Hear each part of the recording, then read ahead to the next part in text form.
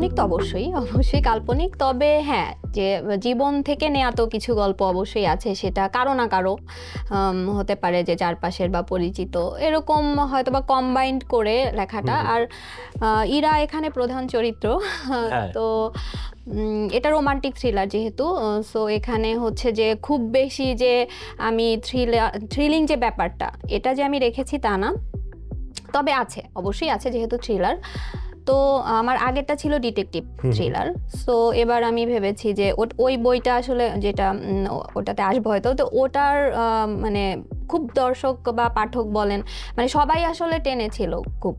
তো এরপরে মনে হলো যে না, ডিটেকটিভ থ্রিলার তো আমি লিখে ফেলেছি, তাহলে আমার এখন একটা থ্রিলারের ঘরানাটা একটু চেঞ্জ করি।